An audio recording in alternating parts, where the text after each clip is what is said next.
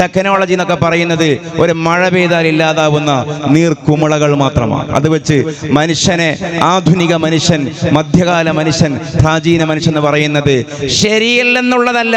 അതിനേക്കാളും വലിയ തെറ്റ് മനുഷ്യൻ അവന്റെ നാവ് കൊണ്ട് പറഞ്ഞിട്ടില്ല. മനുഷ്യർ പലവിധം എന്നതിനേക്കാൾ വലിയ തെറ്റ് മനുഷ്യർ അവന്റെ നാവ് കൊണ്ട് പറഞ്ഞിട്ടില്ല. ഇതാണ് ഇവിടെയുള്ള എക്സ് മുസ്ലിം വാദം. മനുഷ്യർ നാലുണ്ട്. പഴയ മനുഷ്യരാണ് മാപ്പിളമാർ, പുതിയ മനുഷ്യരാണ് ഞങ്ങൾ എന്ന് പറയുന്ന വിജുഗീഷത്വത്തെക്കാളും വലിയ വിഡ്ഢിത്തം മനുഷ്യൻ അവന്റെ നാവ് കൊണ്ട് പറഞ്ഞിട്ടില്ല. 2018 കൊച്ചിയിൽ, തെക്കൻ കേരളത്തിൽ, മധ്യ കേരളത്തിൽ വെള്ളപ്പൊക്കം ഉണ്ടായപ്പോൾ എന്താ സംഭവിച്ചത്? യൂറോപ്പിന്റെ കഥ പറയണ്ട, അമേരിക്കയിലേക്ക് പോവണ്ട, ഇറാഖിലേക്കും പലസ്തീനിലേക്കും പോവണ്ട. ഇവിടെ എന്താ ഉണ്ടായത്? ഗവൺമെന്റിന്റെ മന്ത്രി പത്രസമ്മേളനത്തിൽ ദുരിതാശ്വാസ ക്യാമ്പില് നനവില്ലാത്ത ഭക്ഷണങ്ങളെ വിതരണം ചെയ്യാവൂ, ഡ്രൈ ഫുഡ് ഐറ്റംസുകളെ വിതരണം ചെയ്യാവൂ, ബ്രെഡും കാര്യങ്ങളും. കാരണം ടോയ്ലറ്റിൽ വെള്ളമില്ല, ടോയ്ലറ്റ് സംവിധാനവുമില്ല. എത്ര പെട്ടെന്നാണ്! അടിക്കുന്ന സ്പ്രേയുടെ ബ്രാൻഡ് മാറിയതിന്റെ പേരിൽ മുഖം ചുളിഞ്ഞിരുന്ന ആളുകൾ ഗവൺമെന്റ് LP സ്കൂളിന്റെ തറയിൽ അപരന്റെ വിയർപ്പ് പറ്റുന്ന, വിയർപ്പ് മണക്കുന്ന കക്ഷത്തിന്റെ മൂട്ടിൽ കൊണ്ടുപോയി മൂക്ക് വെച്ച് കടന്നു. ആഴ്ചകളോളം കൊച്ചിയിൽ. ഒരാഴ്ച മുമ്പ് എന്തായിരുന്നു വിശേഷം? അടിക്കുന്ന സ്പ്രേന്റെ ബ്രാൻഡ് മാറിയതിന്റെ പേരിൽ നെറ്റി തുളിഞ്ഞവരാ. അവര് കരുതിയ സ്പ്രേ തന്നെ കിട്ടണം. അത്രയും എലൈറ്റ് സെലിബ്രിറ്റി താരങ്ങളാ. പക്ഷെ വെള്ളം അങ്ങ് പൊങ്ങിയപ്പോ എന്തായി? ഗവൺമെന്റ് LP സ്കൂളിന്റെ തറയിൽ വിയർപ്പ് മണക്കുന്ന അപരന്റെ തൊക്കിൽ പോയി മൂക്ക് വെച്ച് കടന്നു. കീഴ്വായി പുറപ്പെടുന്ന ചന്തിക്കടിയിൽ മുഖം വെച്ച് കിടക്കേണ്ടി വന്നു ആഴ്ചകളോളം. അപ്പൊ ഗവൺമെന്റ് പറഞ്ഞു, നനവുള്ള ഫുഡ് തിന്നണ്ട, നിങ്ങൾ ഡ്രൈ ബ്രെഡ് തിന്നോളൂ, എന്നാൽ വലിയ പ്രയാസം ഉണ്ടാവൂല. കൊച്ചിയിൽ നടന്നു, തിരുവനന്തപുരത്ത് നടന്നു, കൊല്ലത്ത് നടന്നു, കോഴിക്കോട് നടന്നു. നമ്മുടെ കൺമുമ്പിൽ 50 കൊല്ലം കഴിഞ്ഞാൽ ഈ ഭൂമിയുടെ അവസ്ഥ എന്താകും ഉറപ്പുണ്ടോ? ഒരു 3-ാം ലോക മഹായുദ്ധമൊക്കെ ഉണ്ടായാൽ എന്താകും? സ്പേസ് വാറായിരിക്കും, സ്റ്റാർ വാറായിരിക്കും. ഭൂമിയിൽ നിന്നായിരിക്കില്ല യുദ്ധം എന്നുള്ളതാണ്, ആകാശത്തു നിന്നായിരിക്കും ലോകയുദ്ധം നടക്കുക. ഇപ്പൊ ലോകത്തെ എല്ലാ രാജ്യങ്ങളുടെയും, പ്രധാനപ്പെട്ട രാജ്യങ്ങളുടെയൊക്കെ ആയുധ ശേഖരങ്ങളുടെ റിമോട്ട് കൺട്രോളുകൾ പ്രവർത്തിക്കുന്നത് ബഹിരാകാശ സ്പേസ് സ്റ്റേഷനുകളിൽ നിന്നുള്ള റിമോട്ടിങ്ങുകളാണ്. അരമണിക്കൂർ കൊണ്ട് ഭൂമിയെ മുഴുവനും കരിക്കാവുന്ന മാരകായുധങ്ങൾ ഉള്ള രാജ്യങ്ങളാണ് ലോക സമാധാനത്തെ കുറിച്ച് സംസാരിച്ചു കൊണ്ടിരിക്കുന്നത്. അരമണിക്കൂർ കൊണ്ട് ഭൂമിയെ മുഴുവനും ചുട്ടു ചാമ്പലാക്കാൻ മാത്രമുള്ള 100 കണക്കിന് ആയുധങ്ങളുടെ മീതെ പതിയിരിഞ്ഞുകൊണ്ടാണ്, തപസ്സിരുന്നു കൊണ്ടാണ് ലോക സമാധാനത്തെ കുറിച്ച് ആളുകൾ സംസാരിച്ചു കൊണ്ടിരിക്കുന്നത്. ആധുനിക ലോകത്ത് നിലനിൽക്കുന്ന ശാന്തിയും സമാധാനവും ആശയം പ്രസവിച്ച ശാന്തിയും സമാധാനവുമല്ല, ആയുധം പ്രസവിച്ച ശാന്തിയും സമാധാനവും. അമേരിക്ക എന്തുകൊണ്ടാണ് ബോംബിടുന്നില്ല? റഷ്യനെ പേടി. റഷ്യ എന്തുകൊണ്ടിടുന്നില്ല? യൂറോപ്യൻ രാജ്യങ്ങളെ പേടി. യൂറോപ്യൻ രാജ്യങ്ങൾ എന്തുകൊണ്ട് അച്ചടക്കം പാലിക്കുന്നു? ചൈനയെ പേടി. ഓരോ രാജ്യവും മറ്റൊരു രാജ്യത്തെ ഭയപ്പെടുകയാണ്. ഏതോ ഒരു സൈക്കോ ലോകത്തെ മുഴുവനും നിയന്ത്രിക്കുന്ന ഒരു സാഹചര്യം ഉണ്ടായാൽ അരമണിക്കൂർ കൊണ്ട് ലോകം കരിയും. അതാണ് നിലനിൽക്കുന്ന ലോകത്തെ പൊളിറ്റിക്കൽ എക്കോസിസ്റ്റം. 2-ാം ലോക മഹായുദ്ധകാലത്ത് അമേരിക്ക ഹിരോഷിമയിലും നാഗസാക്കിയിലും ജപ്പാനിൽ വർഷിച്ച അണുബോംബിനേക്കാൾ, ന്യൂക്ലിയർ വെപ്പൺസിനേക്കാൾ 10 മടങ്ങ് പ്രഹരശേഷിയുള്ള അണുബോംബുകൾ നിലവിൽ ലോകത്തെ വികസ്വര രാജ്യങ്ങളുടെ കൈകളിൽ പോലുമുണ്ട്. മനസ്സിലായില്ല? 2-ാം ലോക മഹായുദ്ധകാലത്ത് അമേരിക്ക വർഷിച്ച അണുബോംബിനേക്കാൾ മാരകായുധങ്ങൾ ഇന്ന് ലോകത്തെ 3-ാം ലോക രാജ്യങ്ങളുടെ കൈകളിൽ പോലുമുണ്ട്. ഒരു അണുവായുധ യുദ്ധം ഉണ്ടായാൽ എന്ത് സംഭവിക്കും? ഇന്റർനെറ്റുകൾ മിണ്ടാതാകും, വൈദ്യുതികൾ നിലക്കും, ടെക്നോളജി നിലമ്പൊത്തും, ആർട്ടിഫിഷ്യൽ ഇന്റലിജൻസ് എന്ന് പറയുന്ന ടേമൊന്നും അപ്പോൾ ഉണ്ടാവില്ല. ഗതാഗത ഗമനാഗമന വാർത്താവിനിമയ സാങ്കേതിക സംവിധാനങ്ങൾ കൂപ്പുകുത്തും. മനുഷ്യ നാഗരികത റിവേഴ്സ് ഗിയറിൽ സഞ്ചരിക്കും. കാളവണ്ടിയിലേക്ക്, കഴുതവണ്ടിയിലേക്ക്, കുതിരവണ്ടിയിലേക്ക്, കാൽനടയിലേക്ക് ലോകം പോകും. ഈ ഒരു സഞ്ചാരം ഉണ്ടാകാൻ ലോകത്ത് പതിറ്റാണ്ടുകളുടെയോ ഒരു വർഷത്തിന്റെയോ ഒരു മാസത്തിന്റെയോ ഒരു ദിവസത്തിന്റെയോ പോലും താമസമില്ല. നിലവിലുള്ള ഇന്ന് ആരൊക്കെയോ ഉണ്ടാക്കി വെച്ച ആ കരി ദുർഭൂതങ്ങൾ തീകളായി ജ്വാലകളായി പടർന്നാൽ മിനിറ്റുകൾ കൊണ്ട് ലോകത്ത് സംഭവിക്കാവുന്ന കാര്യമാണ്. എന്തിന് 2050 പറയണം? ടെക്നോളജി വെച്ചുകൊണ്ട് ഇസ്ലാമിന്റെ നിയമങ്ങൾ അപ്ഡേഷൻ വരുത്തുക എന്ന് പറയുന്നത് അഹ്ലുസുന്നയുടെ മൻഹജ് അല്ല. അതൊക്കെയാണ് ഇവിടെ പ്രശ്നം ഉണ്ടാവുന്നത്. അപ്പോ എക്കാലവും പ്രാക്ടിക്കലായ ഒരു നിയമം എന്താ? 100 കൊല്ലം മുമ്പ് അത് നടക്കണം, ഒരു 50 കൊല്ലം കഴിഞ്ഞാലും നടക്കണം. അപ്പൊ നമുക്ക് നോമ്പാകാനും പെരുന്നാളാകാനും ആകാശത്തേക്ക് പോകണം, എന്നിട്ട് മാസം കാണണം. ഇനി മാസം കാണണ്ട, കണക്ക് നോക്കിയാൽ മതി എന്ന് പറയുന്ന ആർഗ്യുമെന്റ് ശക്തമായി ഇവിടെയുണ്ട്. ആ വിഷയത്തെ ഖണ്ഡിക്കലല്ല ഇവിടെ എൻ്റെ ഉദ്ദേശം. ഇസ്ലാമിനെ നമ്മൾ അവതരിപ്പിക്കേണ്ട യുക്തിവാദികൾക്ക് കൺവിൻസിംഗ് ആയ രീതിയെ പരിചയപ്പെടുത്തുമ്പോൾ നമ്മുടെ ഒരു മൻഹജ് പറയുകയാണ്. അപ്പൊ സ്വാഭാവികമായി സുന്നി ഉലമാ നേരിടുന്ന ഒരു വലിയ ചോദ്യമുണ്ട്: നിങ്ങൾ എന്തുകൊണ്ട് കാലത്തോടൊപ്പം സഞ്ചരിക്കുന്നില്ല? ഈ കാലഘട്ടത്തിൽ കണക്ക് പോരെ? എന്തിനാണ് നിങ്ങൾക്ക് ആകാശത്തെ കാഴ്ച? പക്ഷെ പ്രശ്നം എന്താണ്? വൽഉൻ ഇലാഹിയാകുമ്പോൾ എല്ലാ കാലവും പരിഗണിക്കേണ്ടി വരും. ഇപ്പൊ ഇവിടെ നിന്നാണ് കണക്ക് കിട്ടുന്നത്.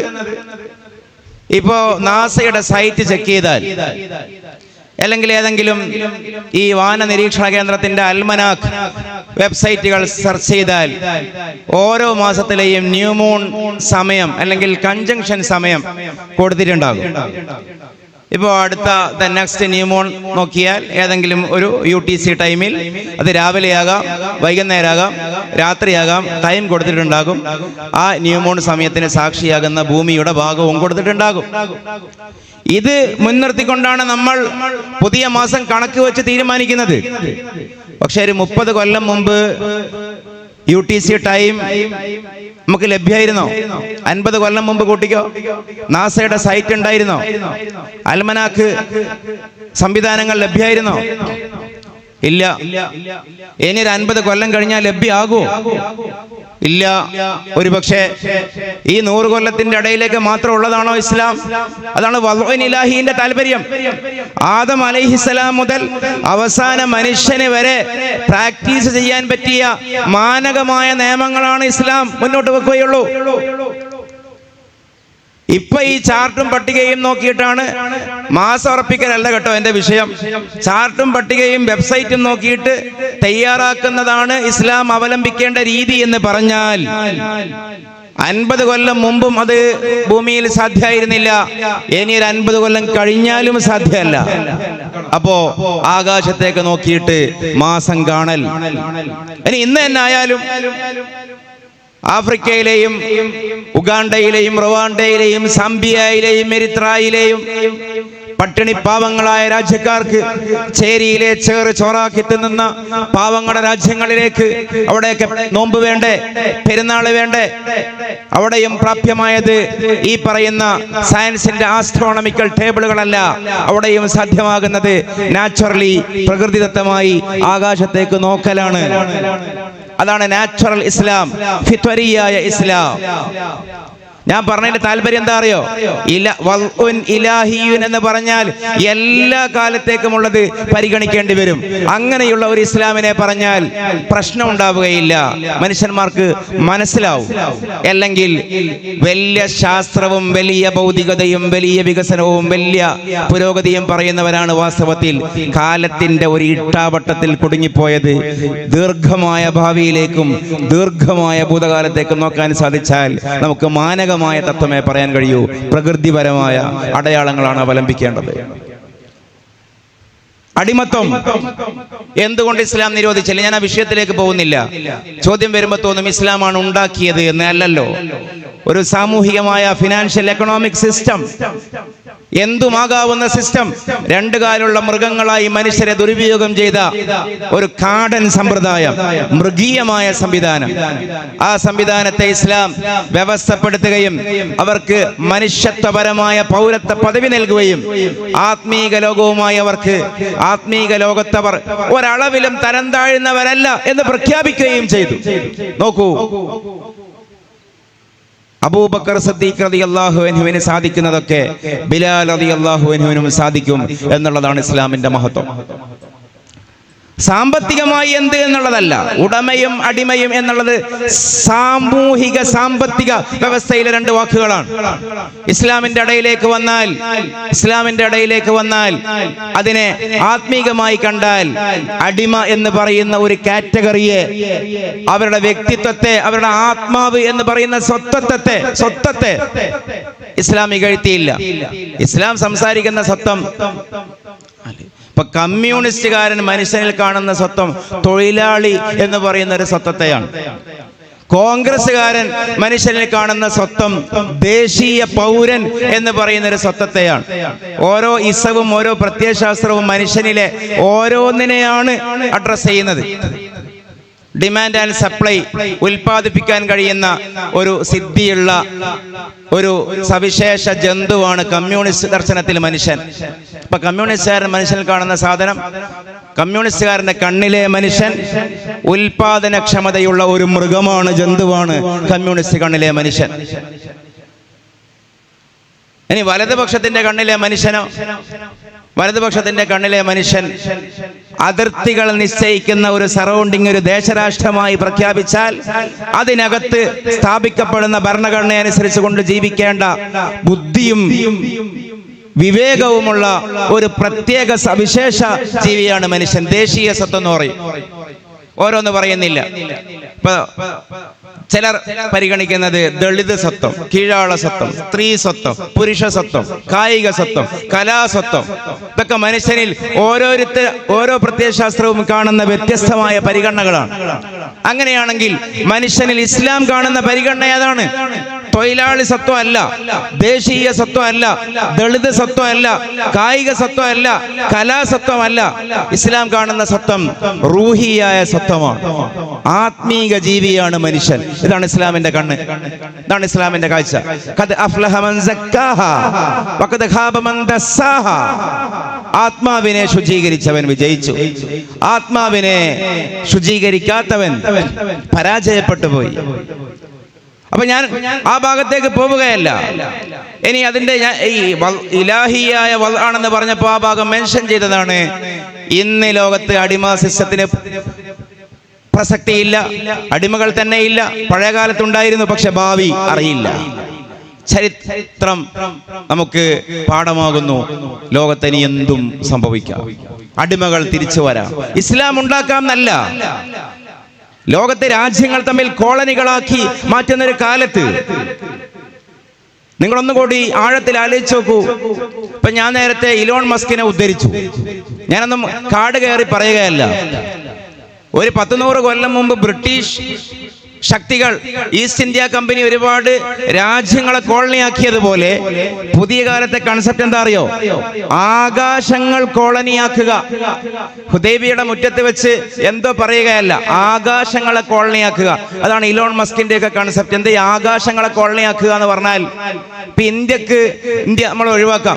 പാകിസ്ഥാന് ഇപ്പൊ ഒരു $5000 കോടി ആവശ്യമുണ്ട്. കുറച്ച് പാലവും റോഡും കെട്ടാൻ, ആശുപത്രി കെട്ടാൻ, അല്ലെങ്കിൽ പട്ടിണി മാറ്റാൻ. എങ്കിൽ അത് ഇലോൺ മസ്ക് കൊടുക്കും. പക്ഷെ ഒറ്റ കണ്ടീഷൻ, പാകിസ്ഥാന്റെ 1000 കിലോമീറ്റർ ആകാശം ഇലോൺ മസ്കിന് പണയം കൊടുക്കണം. അവിടത്തേക്കാണ് ലോകം പോകുന്നത്.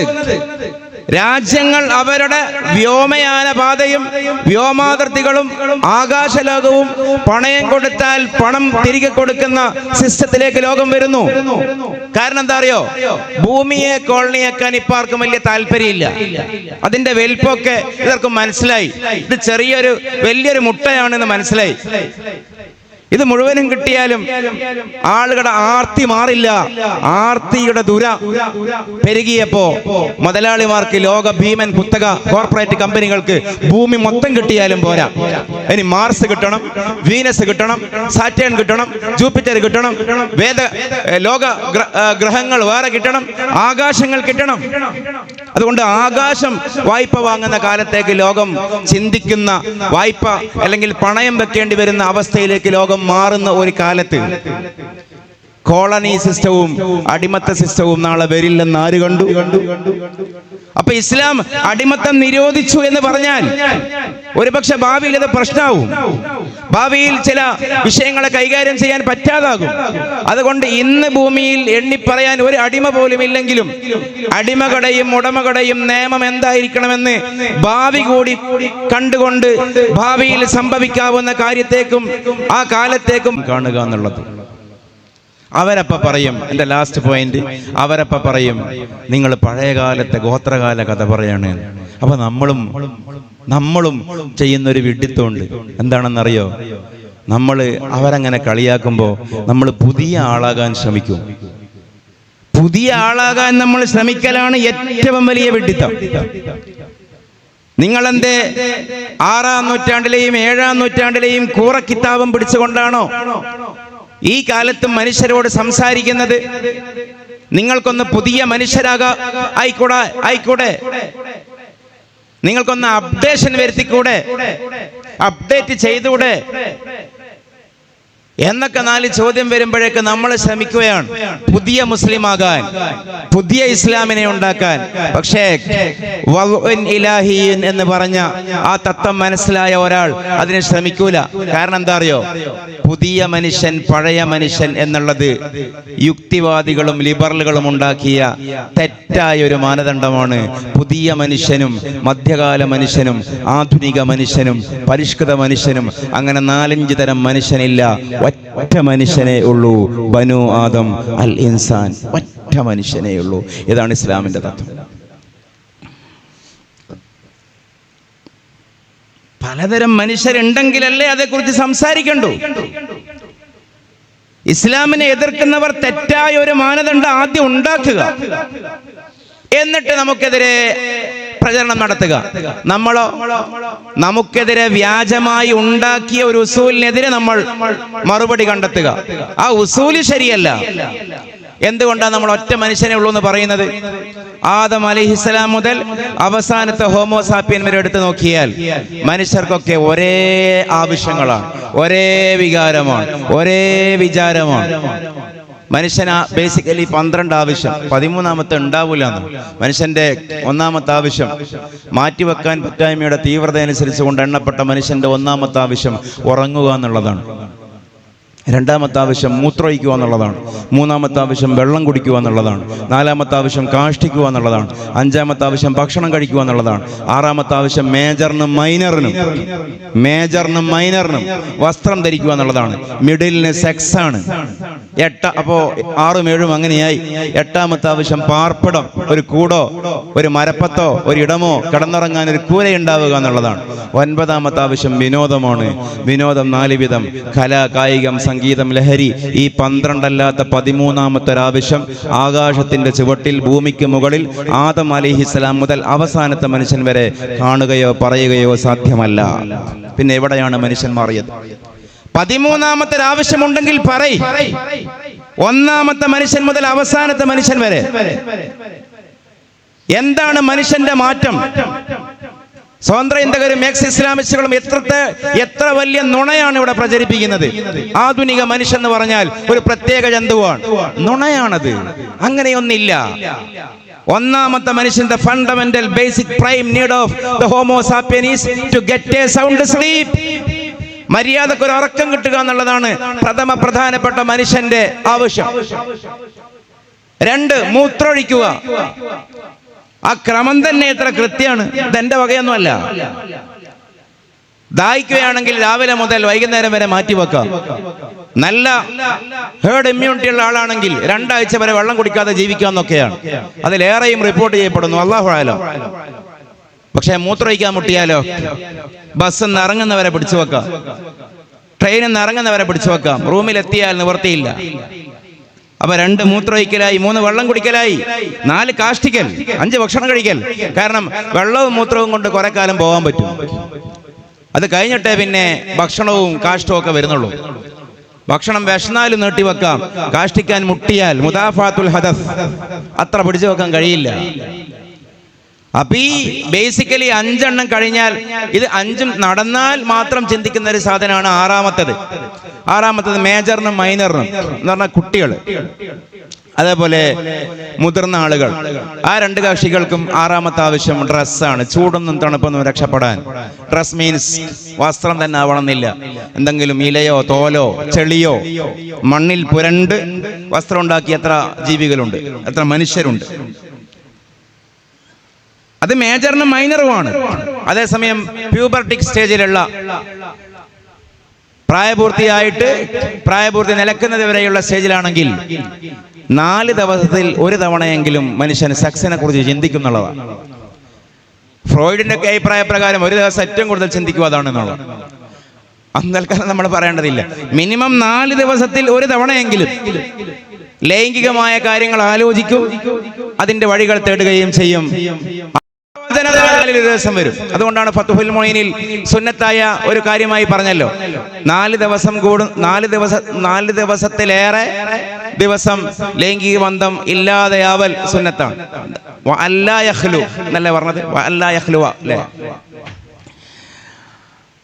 സെക്സാണ് അടുത്ത ആവശ്യമാണ്. സെക്സും നടന്നാലാണ് അടുത്ത ആവശ്യം പാർപ്പിടം. ഇതൊരു മരപ്പത്താകാം, കടയാകാം, തിണ്ണയാകാം, റോഡാകാം, കാടാകാം, ഉറങ്ങാൻ ഒരു സ്പേസ്. ഇതൊക്കെ നടന്നാലാണ് മനുഷ്യൻ അടുത്ത സ്റ്റേജിലേക്ക് പോകുള്ളൂ. എന്റർടൈൻമെന്റ് എന്ന് പറഞ്ഞാൽ വിനോദങ്ങൾ ഏത് മനുഷ്യനുണ്ട്. ഒന്ന് കല, ഓരോ കാലത്തും ഓരോ കലയായിരിക്കും, വ്യത്യസ്തമായ കലാരീതികൾ. അറ്റ് മിനിമം ലെവൽ ഒരാളൊരു ജയിൽ പിടിച്ചിട്ട്, അല്ലെങ്കിൽ ഒരാളെ ഒരു കാട്ടിൽ കൊണ്ടുപോയി നാട് കടത്തി മരുഭൂമിയിലിട്ടു, ഒരാളെ ഒരു കാർബോർഡ് പെട്ടിയിലിട്ടു, പത്തായത്തിലിട്ടു, എന്നാലും അയാൾ കുറച്ച് സമയം കഴിയുമ്പോൾ വെറുതെ ഇങ്ങനെയൊക്കെ താളം പിടിക്കും, ഒന്ന് മാന്തി നോക്കും, ഒന്നെടുത്ത് മണത്ത് നോക്കും. അത് നൈസർഗികമായി വരുന്ന ഒരു വിനോദത്തിന്റെ ഒരു സിൻഡ്രമാണ്. അതാണ് കല കൊണ്ട് ഉദ്ദേശിക്കുന്നത്. അത് പിന്നീട് വലുതായി വ്യവസ്ഥാപിതമായ ആർട്ടുകളായി മാറും, ചിത്രകലയാവും, കലാസൃഷ്ടിയാകും, ഒക്കെയാവും. ഹലാലായതുണ്ട്, ഹറാമായതുണ്ട്, അതല്ല എന്റെ വിഷയം. മനുഷ്യൻ എന്ന പരിഗണനയിലാണ് കല. കായികം ചിലപ്പോ ശരീരം കൊണ്ടുള്ളത്, ഓട്ടം, ചാട്ടം, എടുത്തം, പിടുത്തം, നിപ്പ്, ഇരിപ്പ്, കുനിപ്പ്, മുന്തിപ്പ്, അതൊക്കെ വരും. കലയും കായികയും കഴിഞ്ഞാലാണ് പിന്നെ സംഗീതം, രാഗങ്ങൾ, താളങ്ങൾ ഒക്കെ വരുന്നത്. അത് കഴിഞ്ഞാലാണ് പിന്നീട് ലഹരി എന്ന് പറയുമ്പോൾ 2 തരം ലഹരി. ഒന്ന് നാർക്കോട്ടിക്, മനുഷ്യന്റെ ബുദ്ധിയെ മരവിപ്പിക്കുന്ന, ഓർമ്മയെ മരവിപ്പിക്കുന്ന നാർക്കോട്ടിക് ലഹരി. മറ്റൊന്ന് ആശയപരമായ ഐഡിയോളജിക്കൽ ലഹരികൾ. ചിലർക്ക് വിദ്യാഭ്യാസം ലഹരി, അക്ഷരം ലഹരി, പറയുന്നത് പോലെ അധികാരം ലഹരി, പണം ലഹരി, ആണ് ലഹരി, പെണ്ണ് ലഹരി, അറ്റ് മിനിമം കട്ടൻ ചായ ലഹരി, അല്ലെങ്കിൽ അതിനേക്കാളും ചെറുത് ഒരു ദിനേശ് ബീഡിയെങ്കിലും ലഹരി. ഇതൊക്കെ ആദ്യത്തെ 11 കഴിഞ്ഞാലാണ്. ഞാൻ ദീർഘിപ്പിക്കുകയല്ല, ഇത് 1ാമത്തെ മനുഷ്യൻ മുതൽ അവസാനത്തെ മനുഷ്യൻ വരെ ഒന്നായിരിക്കെ നമ്മളെ കരയിപ്പിച്ച കാര്യം ആദം അലൈഹിസ്സലാമിനെയും കരയിപ്പിച്ചു. ആദം അലൈഹിസ്സലാമിനെ ചിരിപ്പിച്ച കാര്യം നമ്മളെയും ചിരിപ്പിച്ചു. അതുകൊണ്ടാണ് അബുൽ ബഷർ ആദം എന്ന് പറയുന്നത് അലൈഹിസ്സലാം. ആദം അലൈഹിസ്സലാമിന്റെ നാച്ചർ ഒന്ന് വേറെയും നമ്മുടേതൊന്ന് വേറെയൊന്നുമല്ല, എല്ലാം ഒന്നാണ്. നമ്മളെ ചിരിപ്പിച്ച കാര്യം സയ്യിദുനാ വഹബീബുനാ റൂഹി ഫിദാ മുഹമ്മദ് റസൂലുള്ളാഹി സ്വല്ലല്ലാഹു അലൈഹി വസല്ലമയെ ചിരിപ്പിച്ചിരുന്നു. അവിടത്തെ കരയിപ്പിച്ച കാര്യം നമ്മളെയും കരയിപ്പിക്കുന്നു. കാരണം മെറ്റബോളിക്കലി, ഓർഗാനിക്കലി നമ്മളും അള്ളാഹുവിന്റെ അന്ത്യപ്രവാചകരും ഒരുപോലെയാണ് മുഹമ്മദ് റസൂലുള്ളാഹി സ്വല്ലല്ലാഹു അലൈഹി വസല്ലം. പിന്നെ അവിടുന്ന് അസാധാരണക്കാരനായത് വേറെ ഹൈസിയത്തിലാണ്. മനുഷ്യൻ മാറുന്നൊന്നുമില്ല. മാറാൻ കഴിയില്ല. പിന്നെ എന്തേ മാറുന്നുള്ളൂ? പിന്നെ മാറുന്നത് ഉപകരണങ്ങളും ഉപായങ്ങളും മാത്രമാണ്. കാളവണ്ടിക്കും കഴുതവണ്ടിക്കും കുതിരവണ്ടിക്കും പകരം ഫ്ലൈറ്റുകളും കാറുകളും സ്പേസ് എക്സുകളും വരുന്നു എന്ന് മാത്രം. ഉപകരണങ്ങൾ മാറുന്നുണ്ട്. താളിയോലക്കും കല്ലിനും എല്ലിനും പകരം ഡിജിറ്റൽ പ്ലാറ്റ്ഫോമുകൾ വരുന്നുണ്ട്. ഉപകരണങ്ങൾ മാറുന്നുണ്ട്, അല്ലാതെ ആവശ്യങ്ങൾ മാറുന്നില്ല. ഈ ഉപകരണങ്ങളുടെ മാറ്റമോ ഞാൻ നേരത്തെ പറഞ്ഞു, അരമണിക്കൂർ കൊണ്ട് റിവേഴ്സ് ഗിയറിൽ സഞ്ചരിക്കുകയും ചെയ്യും.